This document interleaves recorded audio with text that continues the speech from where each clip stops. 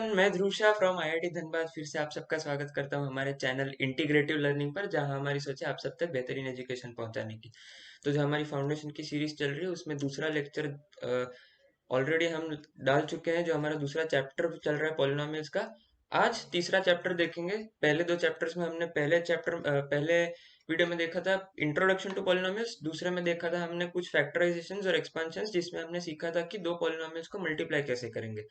तो अब तक आपको क्या आता है? आपको एक पॉलिनोमियल को आइडेंटिफाई करने के लिए आता है, आपको उसको ऐड करना आता है। जी हाँ, बिल्कुल आता है, हमने देखा है सेकंड वीडियो में। तो आपको एडिशन आता है दो पॉलिनोमियल्स का, अगर आपको दिया जाए। आपको सब्ट्रैक्शन भी आता है, एडिशन आता है तो। और आपको मल्टीप्लिकेशन भी आता है, कैसे होगा, है ना। डिवीजन, हम कभी भी अगर नंबर्स की बात करते हैं तो हम चार उसमें ऑपरेशंस सोचते हैं: एडिशन, सब्ट्रैक्शन, मल्टीप्लिकेशन या फिर डिवीजन। मैंने आपको बताया था polynomials are also very much like numbers, बिल्कुल नंबर्स की तरह ही होते हैं पॉलिनोमियल्स। इसका मतलब कि डिवीजन पॉलिनोमियल्स में भी पॉसिबल होना चाहिए और होता भी है। इसमें दो मेथड्स होते हैं, एक होता है लॉन्ग डिवीजन मेथड और दूसरा होता है सिंथेटिक डिवीजन मेथड। हम दोनों ही देखने वाले हैं डिटेल में। पहले हम लॉन्ग डिवीजन मेथड कवर करने वाले हैं, और तो थोड़ा सा इंट्रोडक्शन आप देखते हैं क्या होगा। तो बस, अगर आपने इसके पहले की जो दो वीडियोस आई हैं वो नहीं देखी हैं तो यहाँ पर आई टैब पर आपको पहले की दोनों वीडियोस मिल जाएंगी, वो आप पहले देख लीजिए। और इसके बाद हम शुरू करते हैं जो आज का हमको देखना है कॉन्सेप्ट वो। तो मैंने आपको पिछले लेक्चर्स में बताया है कि एक जनरल पॉलिनोमियल को हम ऐसे लिख सकते हैं, उसको एक एक्स वेरिएबल का हम मान सकते हैं कि वो एक्स का वेरिएबल में कुछ तो है पॉलिनोमियल। तो एक जनरल पॉलिनोमियल को हम ऐसे लिख सकते हैं: a0 plus a1x plus a2x² plus a3x³ plus a4x4। और अगर x⁴ से भी ज्यादा टर्म है तो जनरली हम ऐसे और भी टर्म्स इंक्लूड करेंगे, और सपोज करते हैं कि उसका लास्ट टर्म जो है an x⁴n है। तो ये सबसे जनरल पॉलिनोमियल है। एक नोट आप करिए चीज, कि यहाँ पर होल नंबर्स ही है, पावर्स में जो है एक्स की सिर्फ होल नंबर ही है, नेगेटिव इंटीजर्स भी नहीं है, फ्रैक्शंस भी नहीं है, जो कि डेफिनेशन में हमने देखा था पॉलिनोमियल्स की। ठीक है, मान लिया कि ये एक जनरल पॉलिनोमियल है पी ऑफ एक्स। तो इसमें मैंने आपको कुछ टर्मिनोलॉजी बताई थी कि एक डिग्री ऑफ पॉलिनोमियल नाम की चीज होती है। डिग्री ऑफ पॉलिनोमियल किसी भी पॉलिनोमियल की क्या होगी? उस पॉलिनोमियल में ऐसी टर्म जिसमें एक्स की सबसे बड़ी पावर हो। आई रिपीट, एक्स की ऐसी पावर जो हाईएस्ट है, उस मतलब उस पूरे पॉलिनोमियल में ऐसी टर्म जिसमें एक्स की सबसे हाईएस्ट पावर है। तो मैंने यहाँ पर चार एग्जांपल्स लिए हैं। अपन इन चार एग्जांपल्स के पहले तो डिग्री लिखते हैं, ठीक है। तो समझने की कोशिश करिए, x-5 है। x सिर्फ x लिखा है, इसका मतलब कि वो x की पावर 1 है। और 5 के साथ मैं x की पावर 0 भी मल्टीप्लाई कर दूं तो वो फर्क नहीं पड़ेगा, क्योंकि किसी भी नंबर की पावर 0 1 होती है, हमने देखा है। तो मैं सिर्फ x माइनस 5 को ऐसे लिख सकता हूँ: x की पावर 1 माइनस 5 की पावर 5 इंटू एक्स की पावर 0। अब आप सोचिए, यहाँ पर हाईएस्ट पावर कौन सी दिख रही है? x की पावर 1, x की पावर 0 तो छोटी है। तो x की पावर 1 अगर इसकी हाईएस्ट पावर है तो इस पहले वाले पॉलिनोमियल की डिग्री हो जाएगी 1, ठीक है। दूसरा देखिए, x² + 3x + 2। तो इसको मैं x² + 3x की पावर 1 इंटू 2x की पावर 0 ऐसे लिख सकता हूँ। तो इस पॉलिनोमियल की डिग्री 2 हो जाएगी, क्योंकि यहाँ पर सबसे हाईएस्ट पावर x² की है, 2 जो है उसकी पावर में, तो इसकी डिग्री हो जाएगी 2। तीसरा एग्जांपल देखिए, x³ - 6x² + 11x - 6। इसमें दिख रहा है सबसे हाईएस्ट पावर 3 है, x³, इसलिए ये इसकी डिग्री हो जाएगी 3। और यहाँ पर सबसे हाईएस्ट पावर कौन सी है इन सारे टर्म्स में? x की पावर 4, तो इसका डिग्री हो जाएगा 4। तो आपको डिग्री तो पता चल गई। अब इन्होंने क्वेश्चन में और एक चीज लिखी है कि आपको जनरल फॉर्म को कंपेयर करके कोएफिशिएंट्स की वैल्यूज भी लिखनी है। तो देखते हैं, अपन हमेशा राइट से शुरू करते हैं, जहां पर नंबर्स है ना, जहां पर वहां से अपन शुरू करते हैं। तो यहाँ पर देखिए, जहां पर x, यहाँ पर ये सिर्फ नंबर है ना, a0 वाली टर्म, तो सिर्फ नंबर वाली टर्म यहाँ पर क्या है? -5। तो a0 की वैल्यू आप लिख दीजिए -5।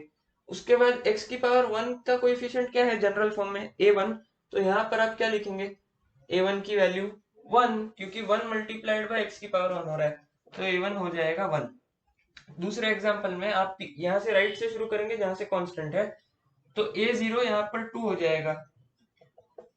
A1 यहाँ पर x की पावर 1 के साथ मल्टीप्लाई हो रहा है, वो कोएफिशिएंट 3 है, और A2 जो x स्क्वायर के साथ मल्टीप्लाई हो रहा है वो 1 है। तो आप ऐसे जल्दी लिख सकते हैं, इसमें A0 की वैल्यू हो जाएगी -6, A1 की वैल्यू हो जाएगी 11, A2 की हो जाएगी -6 और A3 की हो जाएगी 1।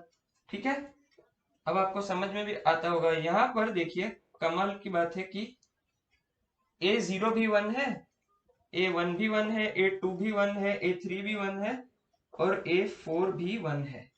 तो चलिए, अब आपको कोएफिशिएंट्स पता चल गया क्या है, आपको कैसे पता चल, आपको जनरल फॉर्म पता चल गया, आपको डिग्री के बारे में पता चल गया। तो आप थोड़ा सा और डिस्कशन देखते हैं हम डिग्री पर।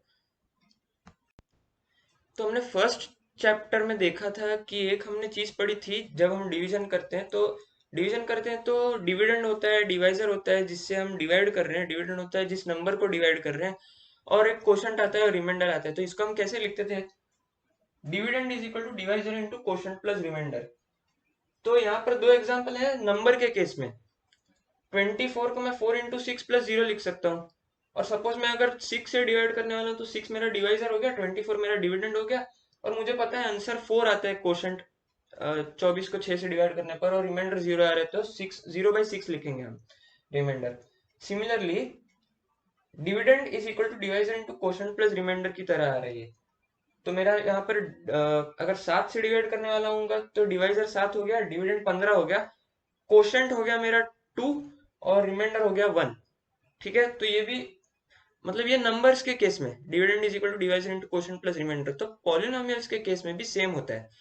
अगर मैं मान लूं कि मेरा डिविडेंड है कोई पॉलिनोमियल p ऑफ x और मेरा डिवाइजर कोई पॉलिनोमियल f ऑफ x, तो मैं इस केस में भी ऐसा लिख सकता हूँ, dividend is equal to divisor into quotient plus remainder, जहां पर q ऑफ x मेरा क्वोशंट है और r ऑफ x मेरा रिमाइंडर पॉलिनोमियल है। और मैं इसी को अगर पूरे इक्वेशन को दोनों तरफ f ऑफ x से डिवाइड कर दूं तो p of x by f of x मैं लिख सकता हूँ q of x plus r of x by f of x। ठीक है, तो ये काफी इंपॉर्टेंट है दोनों, ये आपको समझ लेना है अभी।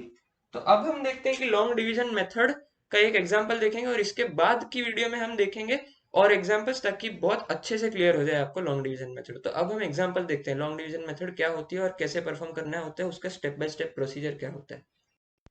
ओके, तो अब हम हमारा पहला एग्जांपल देखते हैं। लॉन्ग डिवीजन मेथड से दो पॉलिनोमियल्स गिवन हो तो उनको कैसे सॉल्व करना है, हमको उनको डिवाइड करना है। आप हमको तो पहला एग्जांपल देखते हैं। हमको दिया गया है डिविडेंड है मेरे पास x² - 6x + 8 और डिवाइजर है मेरे पास x - 2। तो अब करना ये है, हमको डिवाइड करके कुछ पॉलिनोमियल आना चाहिए एज क्वोशंट प्लस रिमाइंडर आना चाहिए कुछ तो, और रिमाइंडर को डिवाइड बाय जो हमारा डिवाइजर होगा ऐसा फॉर्म में आना चाहिए ये फाइनल आंसर। तो इसका क्या मेथड होता है, स्टेप बाय स्टेप प्रोसीजर, वो अब हम देखेंगे। ठीक है, तो ये आपको बहुत अच्छे से याद रखना है आपके 12th स्टैंडर्ड तक। तो देखते हैं, ये मेरा डिविडेंड है। ठीक है, डिविडेंड, और ये जो नीचे डिनोमिनेटर में ये मेरा डिवाइजर है।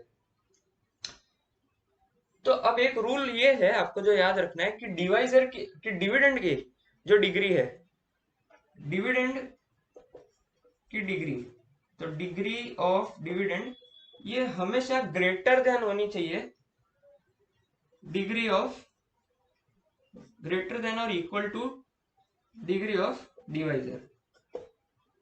ठीक है, हमेशा ऐसा होना चाहिए, तो ही आप डिवीजन की लॉन्ग डिवीजन मेथड लगाकर आप क्वोशंट प्लस रिमाइंडर बाय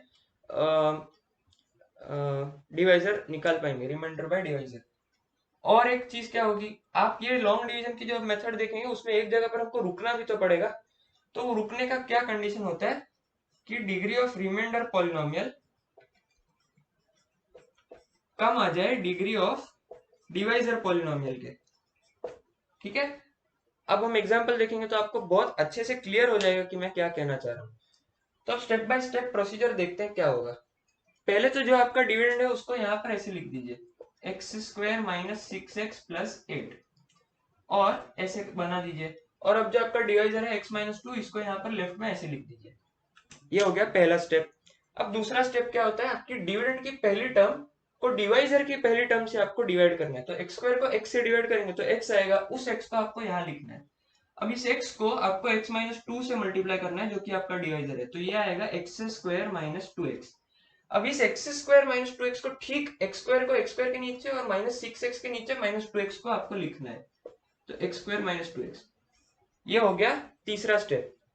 अब चौथा स्टेप ये है कि ये जो आपने लिखा ना इसकी आपको साइन चेंज करनी है। तो मैं तो यहाँ पर प्लस, यहाँ तो मैं तो माइनस प्लस लिख दूंगा क्योंकि मेरे पास व्हाइट बोर्ड है, लेकिन आपको नोटबुक में कैसे लिखना होता है, तो यहाँ पर प्लस लिखो क्योंकि ये प्लस एक्स स्क्वायर है, इसको सर्कल कीजिए और यहाँ इसके नीचे छोटू सा माइनस लिखिए, और यहाँ पर ये जो माइनस है इसको सर्कल करिए और उसके नीचे छोटू सा प्लस लिखिए। तो आपको हर एक टर्म की साइन रिवर्स करनी है। ये है आपका स्टेप 4। अब x square minus x square हो जाएगा 0, minus six x plus two x हो जाएगा माइनस फोर एक्स, ठीक है। और अब ये जो प्लस 8 है, इस प्लस 8 को एज इट इज नीचे लेकर आना है, ठीक है। तो ये हो गया माइनस फोर एक्स प्लस 8 जो हमारे पास अभी बच गया। लेकिन अब हम यहाँ पर रोकेंगे नहीं। क्यों नहीं रोकेंगे? तो अभी हमने देखा जो हमारा रिमाइंडर आना चाहिए उसकी डिग्री डिवाइजर से कम होनी चाहिए, लेकिन अगर आप ये देखें ये पॉलिनोमियल इसकी डिग्री 1 है, एक्स की टर्म प्रेजेंट है यहाँ पर, और हमारा डिवाइजर का डिग्री भी 1 है। तो अभी हमको रुकना नहीं है, ठीक है, अभी हमको नहीं रुकना है, अभी हमको और कंटिन्यू करना है। तो सेम मेथड फॉलो होगा। डिविडेंड की जो अभी बचा है उस डिविडेंड की पहली टर्म को आपको डिवाइजर की पहली टर्म से डिवाइड करना है। तो minus four x divided by x वो हो जाएगा माइनस फोर। अब इस माइनस फोर को आपको इस डिवाइजर के साथ मल्टीप्लाई करना है, एक्स माइनस टू। ये कितना आएगा देखिए, minus four into X minus four X, और minus four into minus two आ जाएगा प्लस 8।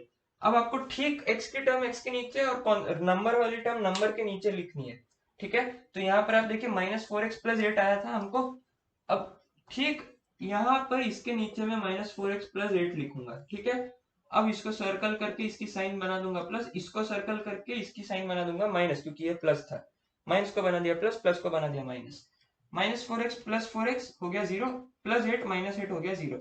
तो यहाँ रुक जाएंगे। देखिए ये टोटल ही हमारा जो पॉलिनोमियल आ रहा है वही 0 आ रहा है, और 0 या फिर कोई भी कांस्टेंट अगर हो तो वो पॉलिनोमियल में एक्स की पावर 0 है। इसका मतलब उसकी जो डिग्री है वो 0 है और हमारा डिवाइजर का डिग्री है वो 1 है। तो अब हमको यहाँ पर रोक देना है हमारा डिवीजन, तो यहाँ पर स्टॉप कर देना है।